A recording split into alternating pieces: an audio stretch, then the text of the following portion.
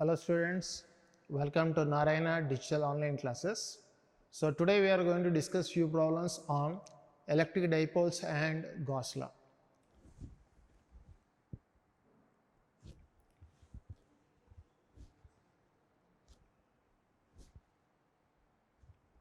Yeah, look at the first question.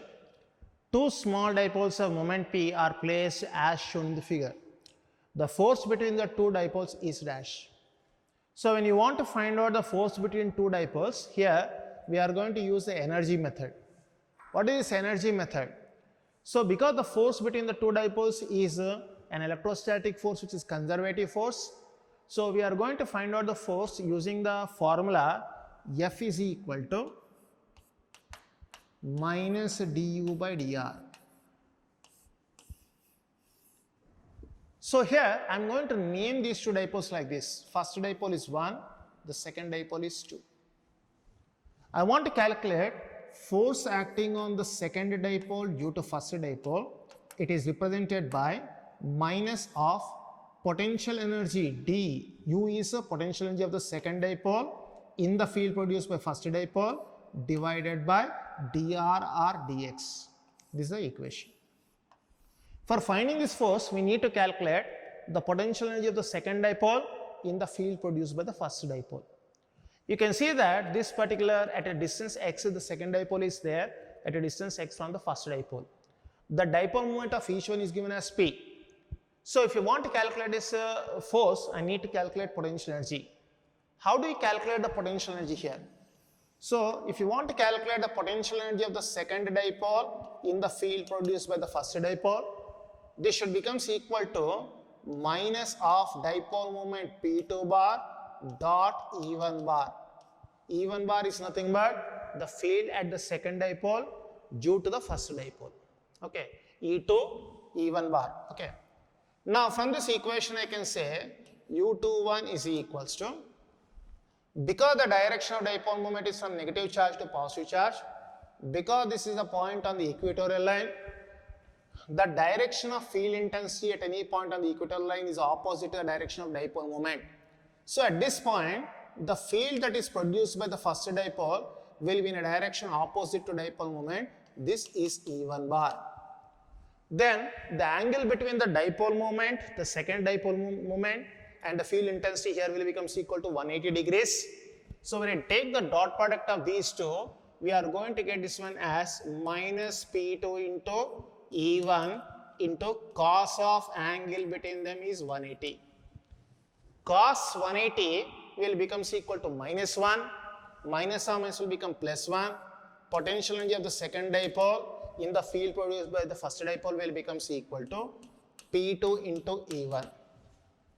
So potential energy of the second dipole near the first dipole, potential energy of the second dipole in the field produced by first dipole will becomes equal to P2 into, because this is a point on the equatorial line of the first dipole, that field intensity will becomes equal to K into P divided by distance x cube, because we are considering this one as short dipoles. Both are having same dipole moments. You can write here P1, but here P1 and P2 both are equal, which is equal to P. Then the potential energy of the second dipole in the field produced by the first dipole will becomes equals to Kp square divided by x cube. This is the equation. Once we got the potential energy here, I want to calculate what force. As I said, force will be given by this one. Force acting on the second dipole due to field produced by first dipole is equals to minus of du21 divided by dx. dr or dx. This will becomes equal to minus of d by dx of the potential energy will becomes equals to Kp square divided by x cube. So the force acting on the second dipole due to first dipole is equals to minus of Kp square is a constant, d by dx of 1 by x square will becomes equal to minus 3 divided by x to the power of 4. Then the force acting on the second dipole due to first dipole will becomes equals to 3Kp square divided by x to the power of 4. This expression for force. Okay. So if you look at the options, it is going to be option 2. Next one.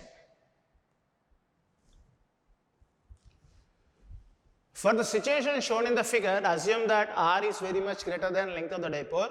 Select the correct statement. So here you can see that a point charge is given, a dipole is given. You are asked to find out the force acting on the dipole is 0 or not. Force acting on the dipole you are asked to find out. Torque acting on the dipole you are asked to find out. These are the two things. How do you calculate force or torque?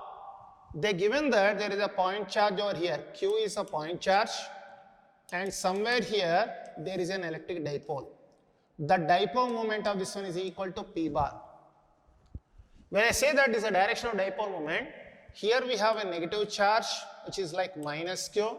Here we have a positive charge which is equal to plus Q. Then if I consider the force acting on these two charges because of this Q, because you see we do not know the nature of it, if I assume that both are positive, this will experience what? Repulsive force like this. This will experience an attractive force like this. Resolving these forces, this is the direction of force acting on the negative charge, this is the direction of force acting on the positive charge. Resolving them into components, we can see that the force acting on this dipole will be in what direction? Upward direction, because horizontal components will get cancelled. So force acting on the dipole is 0, should be a wrong statement. Force will be non-zero here. Force acting on the dipole is approximately equal to, how do you calculate this one? You have to understand that force acting on the dipole due to point charge is same as the force, the magnitude of force acting on point charge due to dipole. Both will have same magnitude but opposite direction. So what I will do is to find out the magnitude of force acting on the dipole due to the point charge, I will calculate the force acting on the point charge due to the dipole. Both will have same magnitude but opposite direction.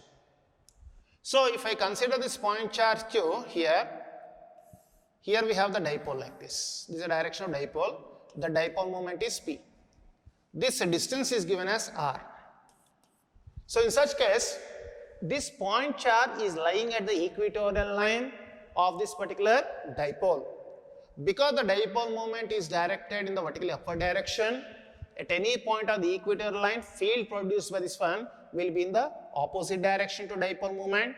It will be in the downward direction. This is the direction of dipole moment, field intensity. Then I can say the force acting on the point charge will become equal to Q into field intensity. That should become equal to Q into the field intensity due to a short dipole at any point on the equatorial line will become equals to K into P divided by R cube. This is force. Same magnitude of force will act on this one, but direction will be opposite. So here the direction of force acting on this point charge is in the downward direction. The force acting on the dipole due to point charge will be in the upward direction.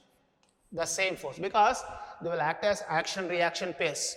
So the force acting on the dipole due to point charge will become equal to K can be written as 1 by 4 pi epsilon naught. Then we are going to get 1 divided by 4 pi epsilon naught into QP divided by R cube. This will become the force acting on the dipole due to the point charge. So PQ divided by 4 pi epsilon naught R cube, this option should be correct. You can see that there are few more options which are asking about the torque. So when you want to find out the torque acting on the dipole, how do you calculate torque? We can see that the line of action of force is passing about the point O. If you take this point as O, about the charge, torque acting on the dipole, like about which point? About this point O if I take, you can see that these two forces are passing to that point. Line of action of force is 0. That is, the line of action of force is passing to the point. So the torque about the point O will become 0. So only thing is we can calculate the force here. This is second question. Yeah. Next question. For the situation shown in the figure below, find the force experienced by dipole due to charge Q at a distance r from the dipole. This is also just a similar kind of question. Only difference is In the earlier problem, the point charge was on the equatorial line of the dipole. Here the point charge is on the axial line of the dipole. So how do you calculate the force acting on the dipole by the point charge? It is equal in magnitude, opposite in direction to force acting on the point charge due to the dipole. So here a point charge is given like this, is a point charge. Here we have the dipole. The dipole moment is P bar. So now if I want to calculate the force acting on the dipole due to point charge, first what I'll do, I'll calculate force acting on the point charge due to the dipole, electric dipole. Because this point charge is lying on the axial line here, the direction of field at the point charge due to dipole will be in the direction of dipole moment. Here we can see that the dipole moment is toward right side. Here field also will be towards right side. This is the direction of field due to the dipole at this point. Then this point charge will experience, assuming that this is a positive charge, this will experience force toward right side. This is the direction of force experienced by the point charge due to the electric dipole. How much is the force experienced by the point charge due to the dipole? Charge into field intensity.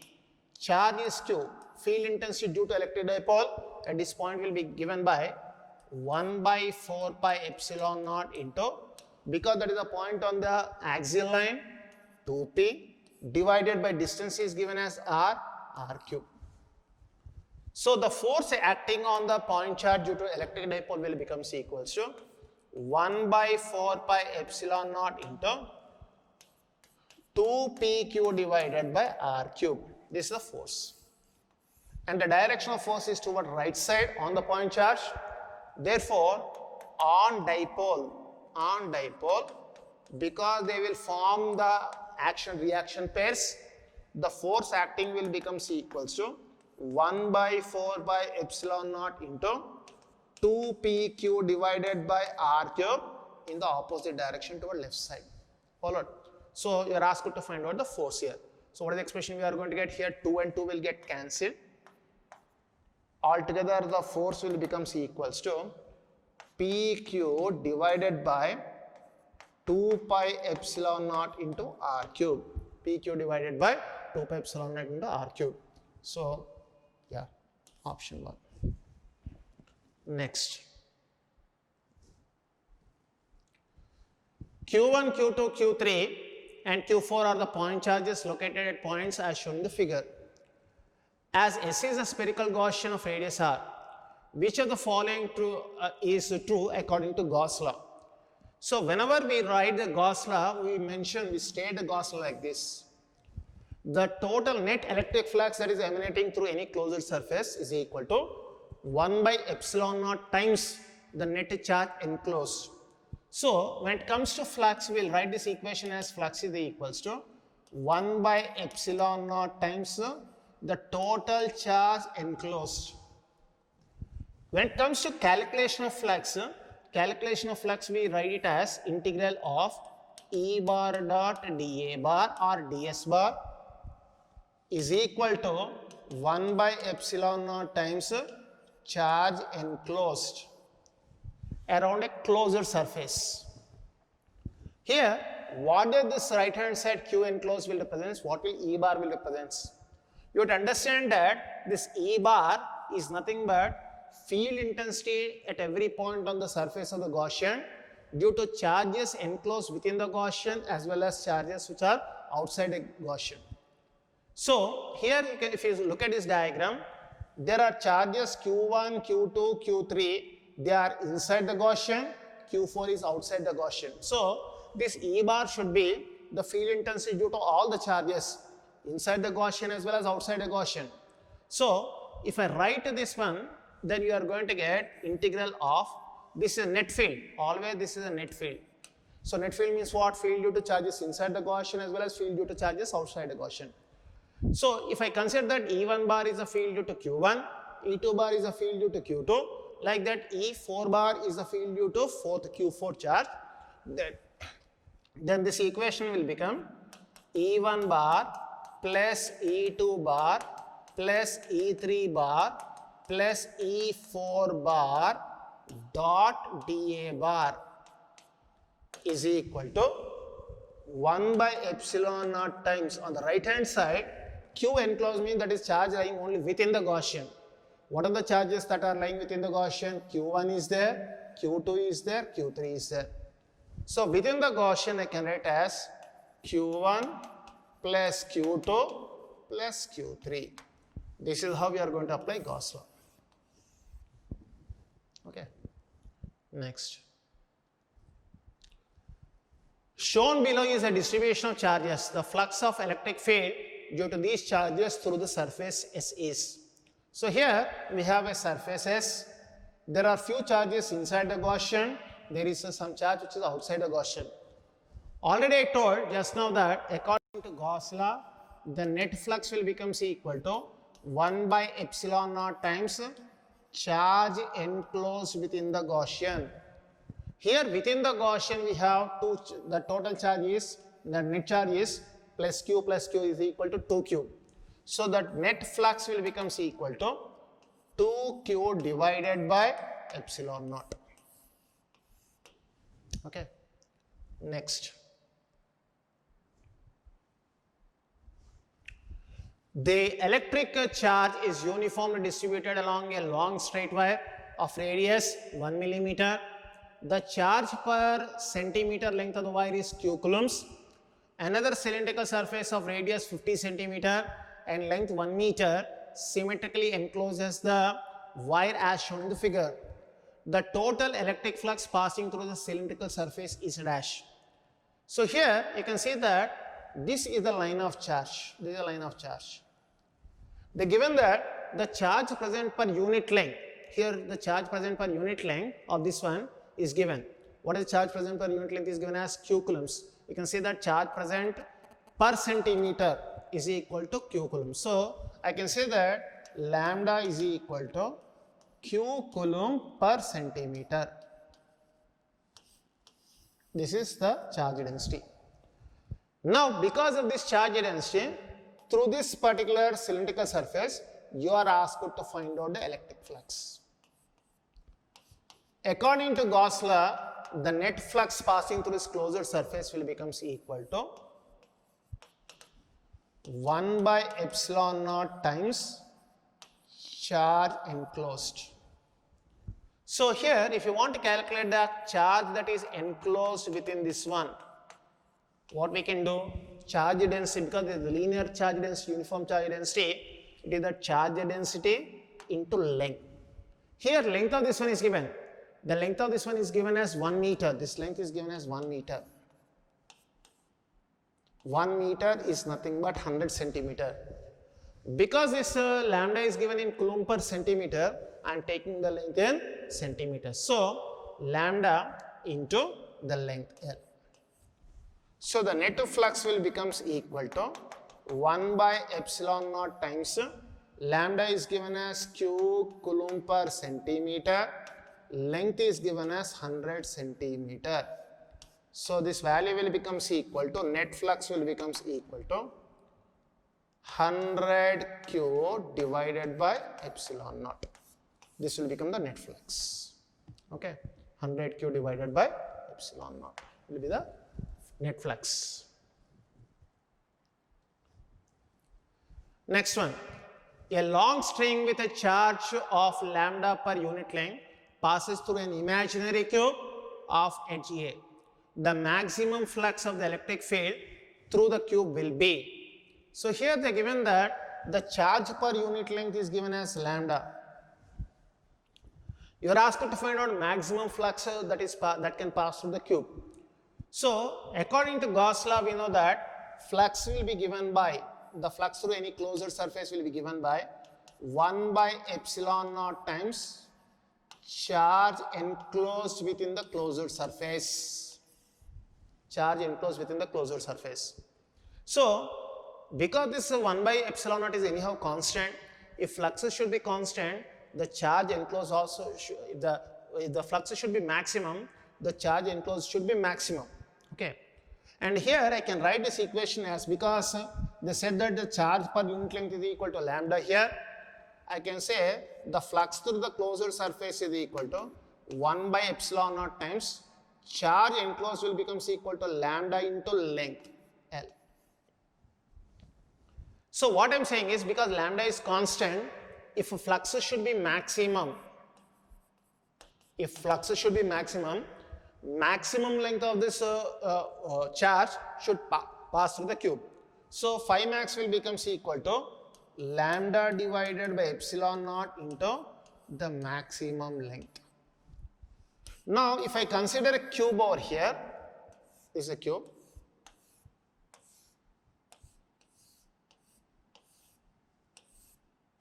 This is a cube like this. The length of each side of the cube is given as A. So if I want to have the maximum flux that is coming out from this particular surface through the surface of the cube, maximum length of the charge should be there. So because it is a straight long wire, charge density, linear charge density, if the charge should be maximum, then definitely that particular charge distribution should pass along the body diagonal of this, like this. Then if the length of each side is A, the maximum length of this particular charge distribution within the cube will become equal to root 3A. Therefore, I can say that the maximum flux through the coming out from the cube will become equal to lambda by epsilon naught into the maximum length will become equal to root 3A.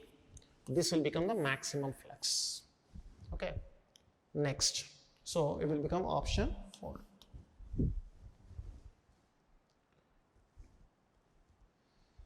The next question. The electric field in a region is given by E bar equals to Ax I cap, alpha x I cap. Here alpha is a constant of proper dimensions. Find the total flux passing through a cube bounded by the surface x is equal to L, x is equal to 2L, y equal to 0, y equal to L, z equal to 0, z equal to L. So here you can see that the field is varying as the function of position x.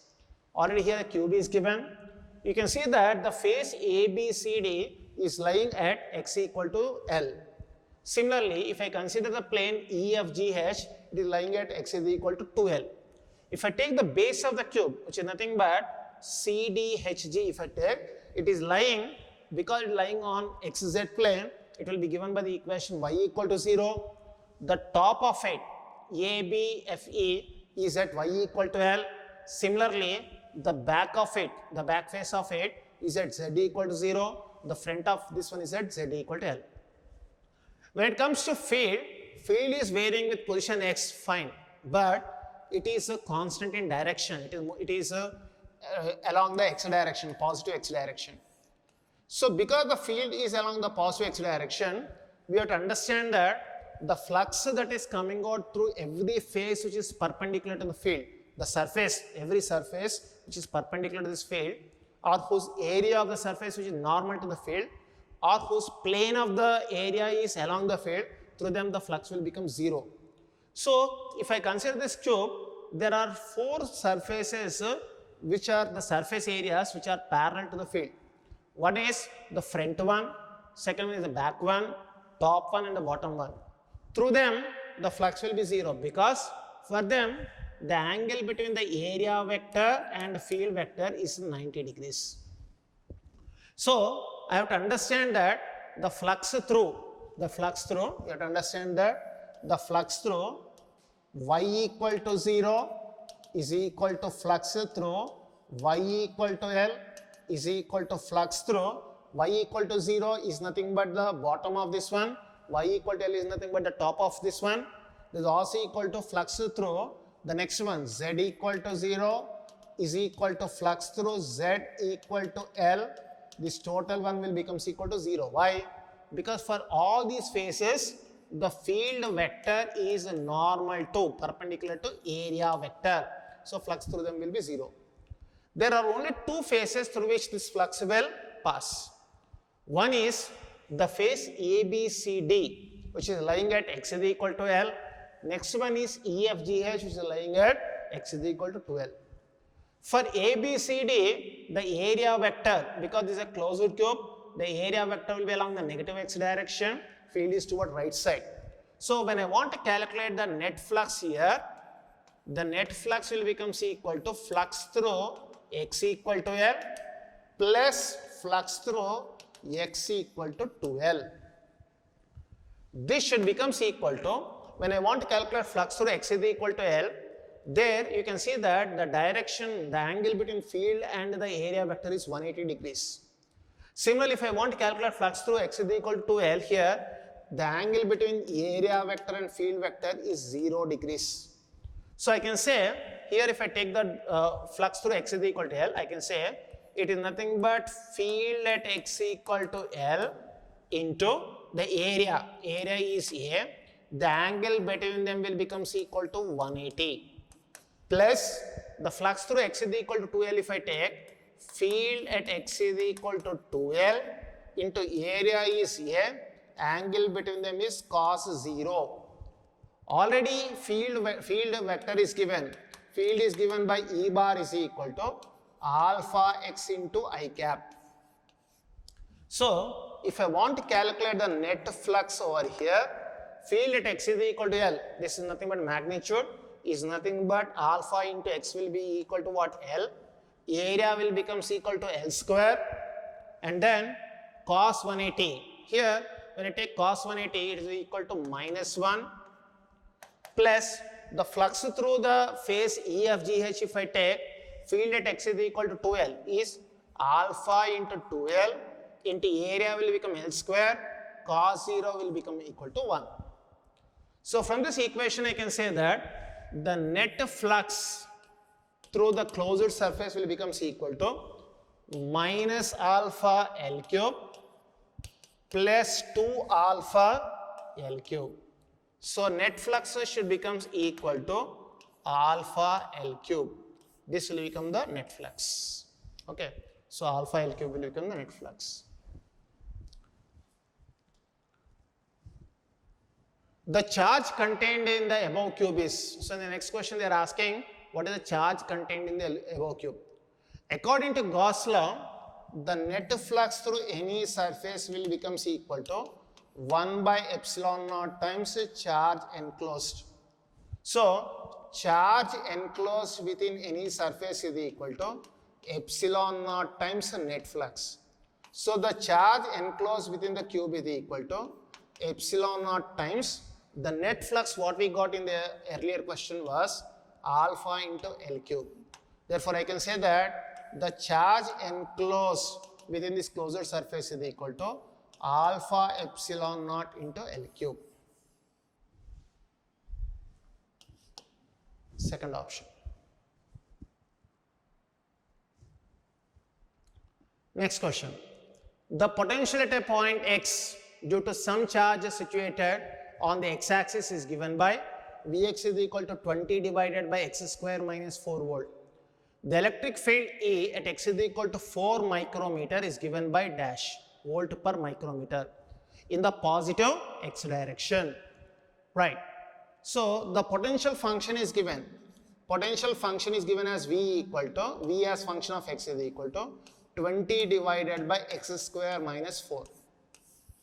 Because potential is varying along the x direction, the relation between field intensity along the x direction, potential along the x direction will be given by E is equal to minus dV divided by dx. This is the equation. Because field is a negative gradient of potential. Already V as a function of x is given. So if you want to calculate the field, we can use this equation. So field will be given by E is equal to minus d by dx of the potential function is 20 divided by x square minus 4. So field will becomes equal to minus of 20 is a constant. Now if I differentiate this equation, if I d by dx of 1 by x square minus 4 is nothing but minus 1 divided by x square minus 4 whole to the power of 2 into the derivative of this. The derivative of this one will becomes equal to 2x. So here minus or minus will become plus. The field will becomes equals to 40x divided by x square minus 4 whole square. This will become field at a distance of x.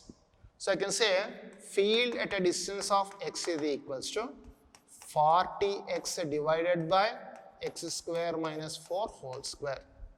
But you are asked to find out what is the field at a distance of x is equal to 4 micrometer. So let us substitute the value of x is equal to 4 micrometer. So field at x is equal to 4 micrometer will becomes equal to 40 into 4 divided by, here the value of x is given as 4 micrometer. So this should becomes equal to 4 square minus 4 whole square. So from this equation we can find out the value of field. So E should becomes equals to 40 into 4 whole divided by 4 square 16 minus 4 12, 12 whole square 144. So the value of field should becomes equal to 160 divided by 144. We are going to get this expression E equal to around 1.1 volt per micrometer is the expression. Okay. Next one, electric potential V in space as function of coordinates is given by V equal to 1 by x plus 1 by y plus 1 by z. Then electric field intensity at 1, 1, 1 is given by. So here potential function is given. Potential function is given as V as function of x, y, z is equal to 1 by x plus 1 by y plus 1 divided by z. In the earlier problem, potential was varying only along the x direction. So there is only unidirectional field, only along x direction. But here potential is varying along x, y and z. Whenever potential is varying along all the three coordinates like this or more than in one dimension, then we can find out the field by using the equation E bar is equal to minus del bar V. This is the equation, minus del bar V. So what is del bar here? Del bar is nothing but I dou by dou x plus j dou by dou y plus k dou by dou z. So I can say del bar will becomes equal to minus of del bar is I can write as I dou by dou x plus j dou by dou y plus k dou by dou z of V potential function 1 by x plus 1 by y plus 1 divided by z. So field intensity is given by E bar equal to minus of I cap into, when I apply dou by dou x of 1 by x will becomes equal to minus 1 divided by x square. Okay. Dou by dou x of 1 by y will becomes equal to 0. Dou by dou x of 1 by z will become 0. Similarly, if I calculate dou by dou y, j cap into dou by dou y of 1 by x, it is 0. Dou by dou y of 1 by y will becomes equal to minus 1 divided by y square. Next last term will become plus k cap into minus 1 divided by z square. So from this equation I can say the field intensity at x, y, z will becomes equals to I into 1 by x square plus j divided by y square plus k divided by z square is field at x, y, z. But here you are asked to find out field at 1, 1. So substitute the values of x equal to 1, y equal to 1, z equal to 1. Then field at 1, 1 will becomes equal to I cap plus j cap plus k cap will become the field. Okay. Next, V equal to 2x square plus y, the shape of the equipotential surface is. So they are given that there is a potential, there is a surface where the potential V is constant, given by V equal to 2x square plus y square. Because it is equipotential surface, what happens? Potential at every point will remain constant on this surface. Means I can write the equation as 2x square plus y square equal to c, where c is a constant. So from this equation I can say 2x square divided by c plus y square divided by c equal to 1. Or else I can write this equation as x square divided by c by 2 plus y square divided by c equal to 1. So from this equation I can also write this one as x square divided by, this is in what form, x square divided by a square plus y square divided by b square equal to 1, where a square equal to c by 2, b square equal to c. So this is going to represent an ellipse. So an equipotential surface whose equation is given by v equal to 2x square plus y square will represent an ellipse. Next, the electric potential Vx comma y of an electrostatic field is given by E bar equals to 2axy I cap plus a into x square minus y square into j cap, where a is a constant.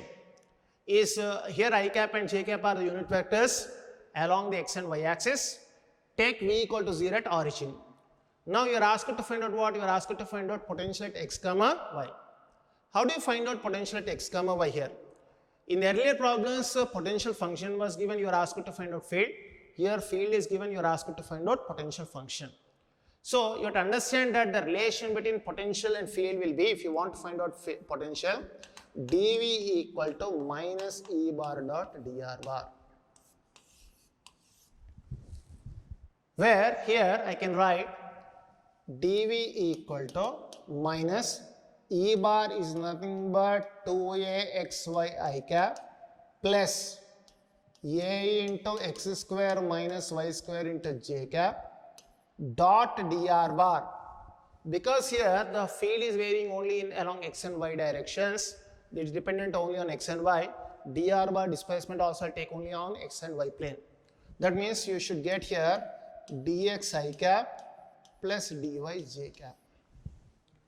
So from this equation I can say dv equal to minus of, if I take the dot product of this, we are going to get 2axy into dx plus a into x square minus y square into dy. Alright. Now from this equation I can say dv equal to, let us simplify this equation a little and then we will integrate. So this should become c equal to minus of, I can take a common.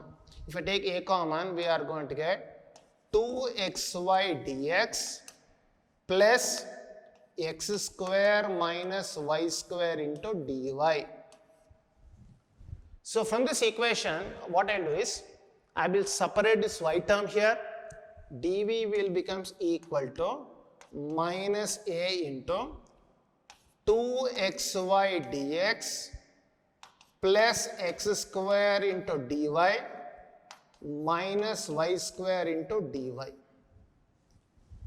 Now integrating this equation on both the sides, we are going to get integral dv is equal to minus a is a constant, integral of 2xy dx plus x square dy is one term plus integral of y square dy will be the other term.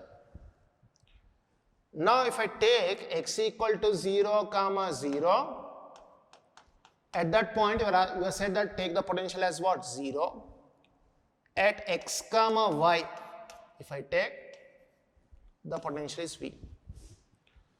So here you can see that 2xy dx plus x square dy, it can be written as derivative of x square y, d of x square y.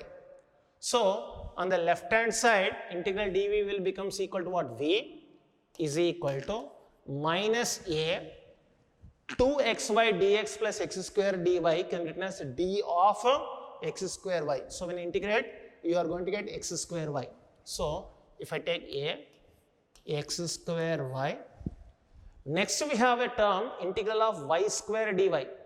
Here we have minus sign here, yeah, minus. If I don't take minus sign here, we are going to get, yeah, minus, yeah, altogether minus sign here, if you take minus. So from this equation, we are going to get this value is equal to minus or minus will become what? Plus, yeah, plus sign here.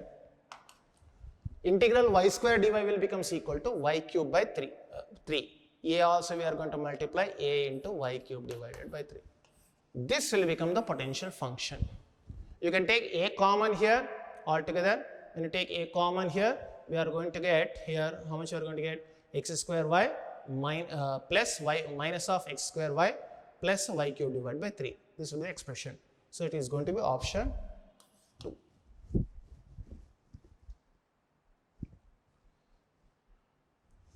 Some equipotential surfaces are shown in the figure. The electric field strength is dash volt per meter at an angle 120 degrees with the x-axis. So now here you are asked to find out the field strength. They are given equipotential surfaces, means every point on this one will have how much voltage? 10 volts. Every point on this one will have a potential of 20 volt. Every point on this one will have a potential of 30 volt. Now because these equipotential surfaces are varying, so you can see that if I go along the x direction, potential is varying. If I am going along y direction also, potential is what? Varying. So if you want to calculate field intensity, I am going to find out the components separately. So if I want to find out the components separately, first I want to calculate the field. You can get the field, the component of field along x direction will be given by minus dv divided by dx, keeping y constant when I go along the y direction. Okay. So taking y equal to constant. Similarly, the field along y direction will be given by minus dv divided by dy, but when you want to find out this component, when I am going along the y direction, I have to take x constant, x equal to constant. So here if you want to calculate x components, first I will calculate the x component. So Ex should becomes equal to minus of dv divided by x, taking y equal to constant. Means I should go along the x-axis. When I am going along the x direction, then y will remain constant. Say for example along x-axis we can take. If I go between 2 points, any 2 points, I am calling these points as A, B, C. Whether I go from A to B or B to C, we can see that the potential is changing from 10 volts to 20 volts or 20 volts to 30 volts. So when I traverse a distance of 10 centimeter along the positive x direction, potential is increasing by 10 volts. So I can say the component of field along x direction is equal to minus of dv will becomes equals to 20 minus 10 or 30 minus 10, 30 minus 20, anything you can take, that will become 10 divided by the distance should becomes equal to 10 centimeter. So because we are finding the field intensity in volt per meter, converting this centimeters to meters, 0.1.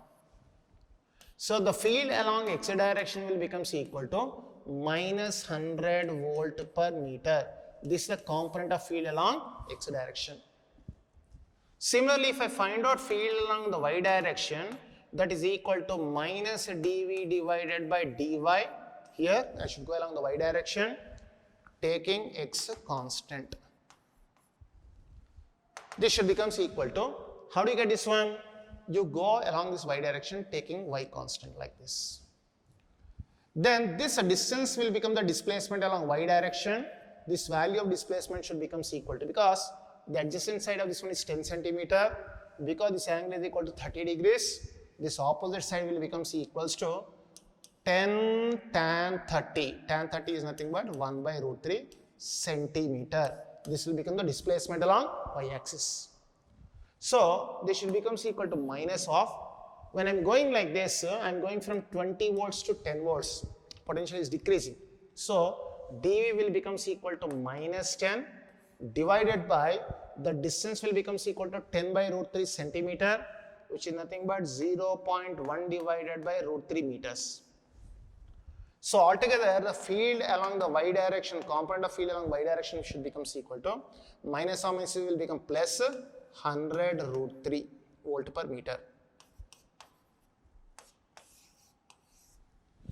Once we got these two components, we can find out the field vector.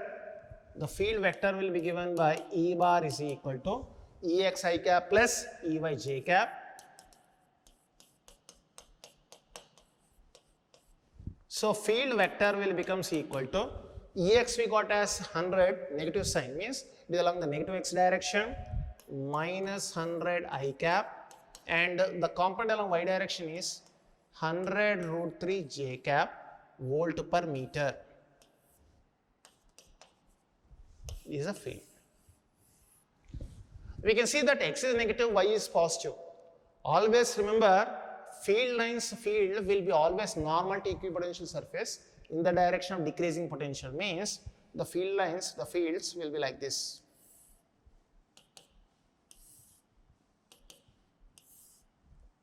This angle should be 90. This is the direction of E bar. Having two components. The angle, because this is making 90 degrees, the angle made by this field with the positive x direction will becomes equal to already 30 degrees. These potentials are making 30 degrees plus 90, 120 degrees. It was mentioned in the question. Even if they don't mention the question, you will be able to know. The magnitude of this field is equal to, E bar will becomes equal to, the magnitude of this one is equal to 200 volt per meter. Next question. A particle of mass 1 kg and charge 1/3 microcoulomb is projected towards a non-conducting fixed spherical shell having the same charge uniformly distributed on this surface. Find the minimum initial speed of projection required if the particle just grazes the surface. So here we are projecting this charged particle from a very large distance, which is an infinite distance, at some distance of 0.5 millimeter from this surface. This particle when it comes here, he is saying that it just grazes. Then what is the minimum velocity of projection? So you have to project with what velocity from here? What should be this velocity? Such that it will just grazes. So you can see that the charge given to this particle is given as 1/3 microcoulomb. Charge given to sphere is what? Non-conducting sphere 1/3 microcoulombs. Mass of the particle is given as 1 kg. Now find the minimum initial velocity of projection required to just graze it. So as this particle goes like this, it just grazes the surface, something like this. When it is just grazing, the velocity will becomes equal to v at this point. The perpendicular distance from the center will becomes equal to the radius. Now at every point, the force acting on the charged particle due to this one will be along the line passing through center. So here you have to understand that two conservation laws will be applicable here. One is law of conservation of angular momentum about the point O. Second one is law of conservation of mechanical energy. That means the sum of potential energy and kinetic energy will remain constant. So if I apply law of conservation of angular momentum, about the point O, initial angular momentum will becomes equal to final angular momentum. So at the least distance when it is just grazing, I am considering the velocity to be v. So I am considering this point as p. This is at infinity. So I can say about O, about the point O, the initial angular momentum will becomes equal to final angular momentum. Initial angular momentum, mass of the particle is m, velocity is u. This is a line of action, this is a line of motion of the particle. About the center, the perpendicular distance is d, 0.5 millimeters. I am taking it as d. So initial angular momentum will becomes equal to mu into d. Final angular momentum, it is just about to graze. The linear momentum is mv into the perpendicular distance will becomes equal to radius r. So now from this equation, m will get cancelled. We are going to get v is equal to ud divided by r. This is v. First one. Now apart from this, one more thing is, because this charged particle is moving in the electric field produced by this non-conducting spherical shell, because it is moving only in the electric field, that mechanical energy will be conserved. Only when the particle moves in the conservative field and only when conservative forces are acting, mechanical energy will be conserved. So when mechanical energy is conserved, that means the sum of the potential energy and kinetic energy will remain constant. So I can say the total energy at infinity will becomes equal to the total energy of the particle at the point P. At infinity, the potential energy will be 0, the kinetic energy will becomes equal to half mu square. At the point P, the potential energy will becomes equal to the charge on the particle is q into potential plus the kinetic energy will becomes equal to half mv square. Now we have two equations, we should find out the value of u. How do you find out? Let us substitute the value of v here. This is small v velocity, this is capital V which is potential. So from this equation what I can say is half mu square minus half mv square is equal to q into potential on the surface of the sphere is nothing but 1 by 4 pi epsilon naught into q divided by r. From this equation I can take half mu square common, half mu square into 1 minus v divided by u whole square is equal to, I'll write k, later I'll substitute, k q square divided by r. Our aim is to find out its velocity. From this equation you can see that v divided by u can be written as what? D divided by r. Substituting that value here, we are going to get the value half m u square into 1 minus v by u from this equation can be written as equal to d divided by r whole square is equal to, on the right hand side, kq square divided by r. So from this equation u will becomes equal to under root of, take all the terms to the other side. So already we have 2, I'll take to the other side. So 2k q square divided by small r into, this will also goes to what? Denominator. Mass also will go to denominator, m into 1 minus d divided by r whole square. This will be the expression for the velocity. So u will becomes equal to under root of 2 into k is nothing but 1 by 4 pi epsilon naught 9 into 10 to the power of 9 into q is given as charge which is equal to 1 by 3 microcoulomb. That should becomes equal to 1 by 9 into, when I square it, 10 to the power of minus 12 whole divided by mass of the particle. What is the mass of the particle? Is given as 1 kg. Smaller radius of it, radius is given as 1 millimeter, which is nothing but 10 to the power of minus 3 into 1 minus d divided by r is nothing but 1 by 2 whole square is nothing but 1 divided by 4. So now from this equation 9 and 9 will get cancelled. 10 to the power of minus 3 when it goes to numerator, 10 to the power of plus 3. 9 and plus 3 will become 10 power 12. These two will get cancelled. Okay. 1 minus 1 divided by 4 will becomes equal to 3 by 4. 4 goes to numerator. So u should becomes equal to under root of 8 divided by 3. 8 divided by 3. This value is nothing but 2 into root of 2 by 3 meter per second will be the velocity.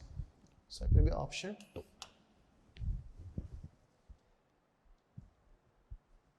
Thank you.